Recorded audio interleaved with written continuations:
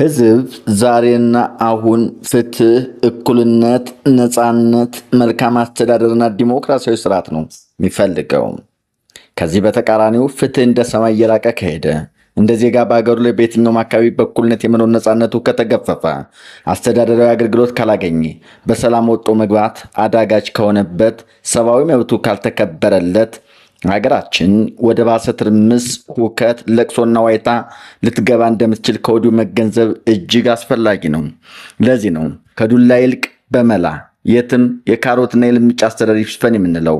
በነገራችን ላይ የልምጭና የካሮት አስተዳደር በሕግ የበላይነት ላይ መመሰረቱን አለመዘንጋት ያስፈልጋል። መንግስት ቀርቶ መልካም ወላጅ እንኳ ያለ ልምጭ ልጁን በስርዓት ማሳደግ እንደማይችል ይታወቃል።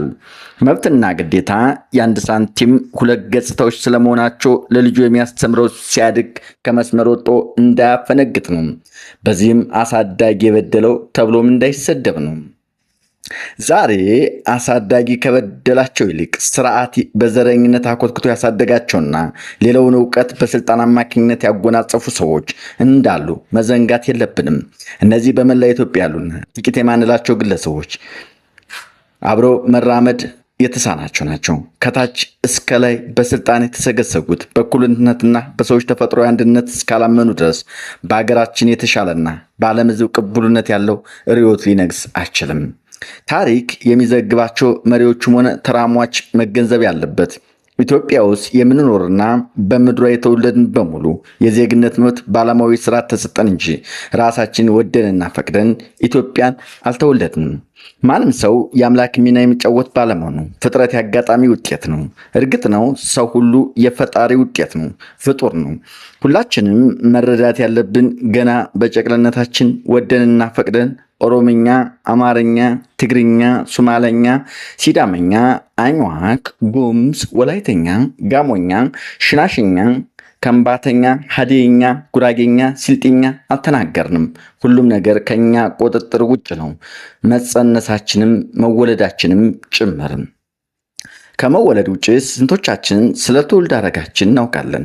ከ14 ትውልድ በኋላ ያለውን ሐረጉን የሚያውቅ ካለ አለሁ ይበለን። ካለ መቼም ድንቅ ነገር ይሆናል። በመጽሐፍ ቅዱስ እንኳ በተመዘገበ ታሪክ የኢየሱስ የትውልድ ሐረግ እስከ 12 ትውልድ ብቻ ነው የተቆጠረው። እኛም የትውልድ ሐረጋችን እስከ 14 ድረስ ለመጥራት እንችልም። ይህን እውነት ግን ብዙዎቻችን አንገነዘበውም። በሀገራችን ሰው ሆነን ሳለ ሰውነታችን የሚያስግድ በማንኛውም ዓለም የሌለ ቋንቋ ምሰሶ ያደረገ ስርዓት ተተክሏል።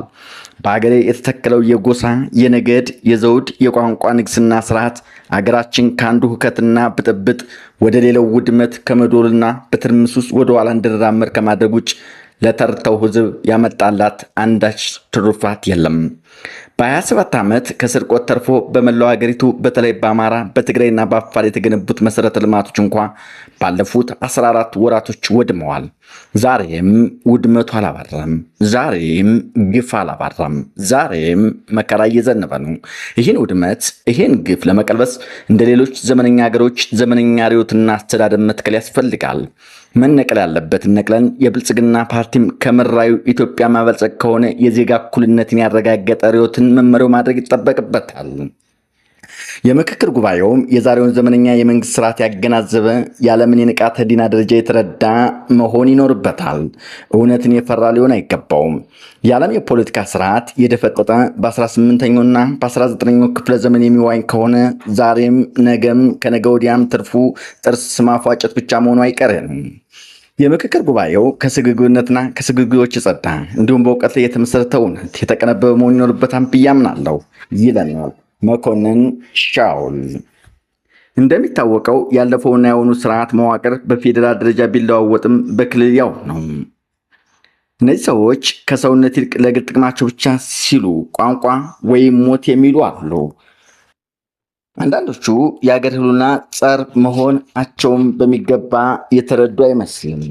ወዳጅ የፈለግከውን ቋንቋ ተናገር፣ አንተ ሰው ነህ እንጂ ቋንቋ አይደለህም። የኢትዮጵያ፣ የአሜሪካ፣ የራሽያ፣ የጃፓን፣ የቻይና፣ የጀርመን ዜጋ ልትሆን ትችላለህ፣ ግን ሰው ነህ። ትግርኛ፣ አማርኛ፣ ሶማሌኛ፣ ኦሮምኛ ልትናገር ትችላለህ፣ ነገር ግን ሰው እንጂ ቋንቋ ልትሆን አትችልም። እናም ለአንተ የሚገባ ሰው መሆንና መብት ግዴታን በኩል ደረጃ አውቀ ከሰው ሁሉ ጋር በፍቅር መኖር ነው። የሰው ልጅን የሚያስከብረውና ሕይወቱን በስቃይ የተሞላ ብቻ እንዲሆን የሚያደርገው ይኸው ብቻ ነውና። መንግስትም ቢሆን የሰዎች ስብስብ ነው። እንደ ማንኛችንም ተፈጥሮ ድርጊቶችና ራሷ ተፈጥሮ ለኑሮ እንደምታስፈልገው ተረዳ። መንግስት እንደኔ ሰው መሆን ብገነዘብም ጠመንጃ፣ ታንክና ባንክ እንዲሁም እስር ቤቶች ስለሚቆጣጠር ያስፈራል። ይህ ፍራቻ ጤነኛ አይሆንም።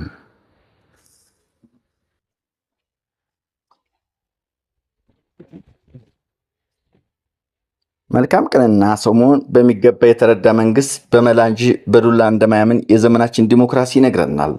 እንዲህ በአይነቱ በሰዎች ተፈጥሮና ሰብአዊ መብት የሚያምን መንግስት ሲኖር ብቻ ነው ሰላም የሚሰፍነው።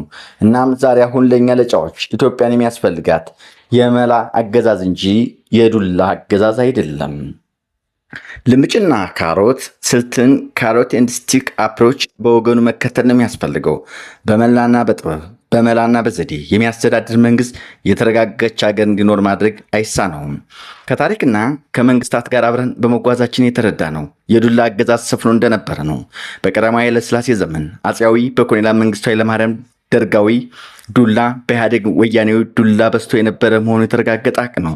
በተለይ ወያኔ ማስፈራራት፣ ማሰቃየትና ወግሮ መግደል ብቻ ሳይሆን በአሰቃቂ ሁኔታ ራስን ተገድሎ ሰውነትን ለመቅበር ድራማዊ ፕሮፓጋንዳ በመዛት ጣቱን ወደ ሌላ እየጠቆመ ሲያወዛግ መክረሙ ይታወሳል። ዛሬም ቢሆን ይህ ሁሉ ሰቆቃ ተወግዷል ብለን ለመመስከር አንደፍርም። የንግግር ነፃነት በዱላ እየታፈነ እየተመለከትን እንዴት የዲሞክራሲ ምሰሶ የጠበቀ ነው የምንለው? በዚች ሀገር ሰው ሁሉ ያሻውን ለመናገር የግድ ሰካራምና እብድ መሆን አለበት እንዴ? ዛሬም እንደ ትናንቱ አባ ዱላዎች ይፈራሉ። አባ መላ የሆኑት ምሁራን፣ ማህበራዊ አንቂዎችና ጋዜጠኞች ደግሞ በእውነተኛ አንደበታቸው ምክንያት ለእስርና እንግልት ይዳረጋሉ። ተፈልተን ከህግ በላይ ሆነን እንደ ዜጋ ሰብአዊ መብቱ ተፈጥሮን በለገሰችው አንደበቱ በመናገሩ ብቻ ዜጎች መታሰር የለባቸውም። ዛሬ ከሙሴ አመራር ጥበብ ብዙ ብልሃት መማር ይቻላል። ሙሴ 10ቱን ትእዛዝ እርሱን ተከተሉና ያወጣችውን ህጎች የህግ መሰረቶች እንዲሆኑ ግጭትና አመፅን፣ ጉልበተኝነት እንዲገድቡ ይታወቃል።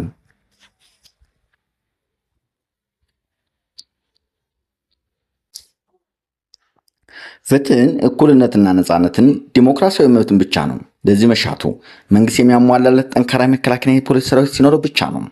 በዘውግ ላይ ያልተመሰረተ አንዳችም ኮታ የሌለበት በሁሉም የሀገር መንግስት አስተዳዳሪ ግዛቶች ወይም ክፍለ ሀገሮች ውስጥ ህግን ለማስከበር የሚንቀሳቀስ የፖሊሲና የሚሊተሪ ኃይል ያለው መንግስት የህዝቡን ወጦ መግባት አስተማማኝ ስለሚያደርግ አገርን በቀላሉ ባለጸጋ ማድረግ ይችላል። ዜጎች ያለ ገደብ በመካከለኛም ሆነ በፖሊስ የመቀጠር መብት ሊኖራቸው ካልተቻለና ከዘውግ አመለካከትና ከዘረኝነት አስተሳሰብ የጸዳ ሰራዊት እስከሌለ ድረስ ነገም በኦሮሚያም በአማራም በሶማሊያም ልዩ ኃይልና ፖሊስ አማካኝነት ሰላማችን መደፍረሱ አይቀርም። በሁሉም ክልሎች የሚፈጠሩ አመራሮች በከተማና በገጠር በግልጽ በህዝብ ድምፅ ወደ አስተዳዳሪነት መምጣት ይጠበቅባቸዋል። በየከተማው የሚኖር ዜጋ ሁሉ ፍትህን ሳይሸራረፍ በእኩልነት ማግኘት፣ ሰብአዊና ዲሞክራሲያዊ መብት መከበር አለበት። ስለ ሰብአዊ መብት ስናነሳ የታምራት ነገር ይገርመኛል። ዛሬ የቤት ስራ ለመጨረስ ከሁሉም ዘውግ ጋር ተጋብቶና ተዋልዶ የሚኖረው ሁሉም ህዝብ ሚሊዮን ዶላር ለሚያገኙት እኩይ ሴራ ሲሉ ከሌላ ቋንቋ ተናጋሪ ሰው ጋር በተለይ አማርኛ ቋንቋ ብቻ ከሚናገረው ጋር ደም በማቃባት ሀገሪቱን ወደ ማባራ የእርስ በርስ መተላለቅ ማምራት ተገቢ አይደለም። የእጅ አዙርን የብዝበዛ መንገድ እየጠረጉ ነው። በቋንቋ ብቻ አማራ ናቸው በማለት ለዘመናዊ ከኦሮሞ ጋር ተደባልቀው ያሉትን እየጨፈጨፉ ቤታቸውን እያቃጠሉ ያሉት ለጌቶቻቸው ዓላማ ሲሉ መሆኑን እንገንዘብ። ጸረ ኢትዮጵያ የሆኑት የሳተላይት ቴሌቪዥኖች መብዛት ችግሩን እያበዛው ይገኛል። በእነዚህ የቴሌቪዥን ጣቢያዎች ለኦሮሞም ሆነ ለአማራ፣ ለኦሮሞም ሆነ ለትግራይ ህዝብ ከድህነት መላቀቅ 0.5 ሳንቲም አስተዋጽኦ ያላደረጉ ምሁራን ናቸው ሰዎችን በጥላቻ እያባሉ ያሉት። ጥላቻን ሲዘሩ ዘወትር የምትሰማው እነዚህ የተማሩ ሰዎች የዳርዊንም ሆነ የሙሴን መጽሐፍ ያነበቡ ሆኖ ሳለ ሰው ከፍጥረቱ ጀምሮ ከአንድ ዘር የተገኘ መሆኑን ወዳቸው እስክዷቸው ኢትዮጵያን በቋንቋ በዘውግና በነገድ ለመከፋፈል ብቻ ሳይሆን ኦሮሞ አማራው ላይ ቢላዋ እንዲያነሳ የሚቀሰቅሱ እኛ ንጹህ የመላእክት ዘር ነን፣ ሌሎች ደግሞ ሰው ሳይሆኑ በረሮዎች ናቸው ብለው በድፍረት የሚናገሩ የሂትለርና የሙሶሊኒ አእምሮ የወረሱ ናቸው። ከጆዳፍ ነዋሪው ህዝብ ሰልቶ ከመብላት ይልቅ ጎደሎና ዘርፎ እንዲበላ ወገኑ በወገኑ ላይ ዘላለማዊ ጥላቻን እንዲያፈራ ዛሬም እያደረጉ ነው። ኢትዮጵያዊ ሰው ሆይ ጥቂቶች ራቁታቸውን የዘገኑ ለዘመናት ከህይወት የተማሩትን ትምህርት የማያስተውሉ የኮሌጅ ዩኒቨርሲቲ ቆያቸውን ለቆዳ ማዋደድ የሸጡ መሆናቸውን ክደው ለእኩይ ዓላማ በቋንቋቸው የወገኑ በወጣትነታቸውና በድህነታቸው ሰበብ የነጮችን ሴራ ለማስተዋል የተሳናቸው በኢምፔሪያሊዝም ሶሻሊዝም አቀንቃኝ የውጭ ኃይሎች ሴራ ተጠልፈው ለእነሱ ዓላማ የሞቱ ናቸው። ሌኒን ማርክስንና ኤንግልስን እንደ ሶስቱ ስላሴዎች ቆጥረው በከንቱ የመነኑም ናቸው። የትናንት ውድቀታችን መንስኤዎች እነሱ ነበሩ። የዛሬ ውድቀታችን በቢሊዮኖች የሚቆጠሩ ኪሳራ ውስጥ አገርን ያስገቡ እነዚህ ሆዳም ወያኔ ግብረ አባሮቻቸው ናቸው። እነዚህ ሰዎች ዛሬም ህዝብ ሳይወክላቸው በጠመንጃ ህዝብን ሰርቶ ለመለወጥ የሚጥረውን ሰው እያስፈራሩ በህዝብ ስም ይነግዳሉ። ህዝብ በመራቡ የሚላስ የሚቀመስ በጎጆ በመጥፋቱ ሳይወድ በግዱ ለመሰንበት ብሎ ዱላን እንጂ መላኔ ከሚጠየፉ ስግብግቦች ጋር ሳይወድ በግድ ይወግናል። ወገኔ ልብ ብለህ አስተውል። የእርዳታ አከፋፋዮች እነሱ ናቸው። የእርዳታ ለእነሱ እንደ ወታደር ሎጂስቲክ ነው። እናም የልጁን ያላዘመተ ወላጅ እርዳታውን እንደማያገኝ ይታወቃል። ህዝብ እንደ ህዝብ አይጠላላም። አንድ ሰው ለሁሉም ሰው ጠላት መሆን አይችልም። ቡድናዊና የዘረኝነት ህሊና ነው ጥላቻን የሚፈጥረው። ይህ እውነት ቢታወቅም ባለው ንቃተ ህሊናና ለዘረኛ ቡድን ፕሮፓጋንዳ ሰለባ በመሆን ለምንድን ነው ካላበደልኩ ከራሴ ዜጋ ጋር የምገዳደለው? መቼም ሲአይኤም ሆነ ኬጂቢ ዛሬ ዘመናቸው ቴክኖሎጂ የሚጠቀሙ ከመሆናቸው አኳያ ሴራቸው በቀላሉ አይደረስበትም። ኬጂቢ የሲአይኤን ሴራ እግር በእግር ተከታትለው የሚደርስበት በቴክኖሎጂ በመራቀቁ ነው። የእኛ ሀገር ገና አዳጊ በመሆኗ የእነሱን እገዛ ትሻለች። ደግሞም ሁለቱም ከዓለም የደበቁት የረቀቀ መረጃ መሰብሰቢያ ቴክኖሎጂ መሳሪያ ሊኖራቸው እንደሚችል አለመዘንጋት ይመከራል። እባብ ለእባብ ይታያል ካብ ለካብ እንዲሉ በሀገራችን ምን እየተከናወነ እንደሆን ሲአይኤም ኬጂቢም ሞሳድም በሚገባ ያውቃሉ። ወደ ሰማይ ቀና ብለህ ተመልከት፣ ምንም አይታይህም። እኔም የሚታይ ነገር የለም። ሳተላይቶች እኮ በጨረቃ መዋር ውስጥ ነው ያሉት። እንዴት ልታያቸው ትችላለህ? ነገሩ ያለው በምድር መቀበያ መሳሪያቸው ውስጥ ነው። እሱን ደግሞ ለአንተ አይሰጡህም። የፔንታጎን የኪምሪሊዮን የቴሌባ ጉዳይ ነው። እነሱ እኮ በመላና በጥበብ እንጂ በዱላ የሚመካ መንግስታዊ መዋቅር የላቸውም። እናም ለሀገራቸው ጥቅም ሲሉ እያንዳንዳቸው እርምጃ በጥንቃቄና በሰጥቶ መቀበል ነው የሚጓዙት ይለናል ጸሐፍቱ። ሰላም ዋሉ። ከወደዳችሁት ላይክ ሸር እያደረጋችሁ ለሌሎች እንድትሰርጉ ሀገራችን ኢትዮጵያ ፈጣሪ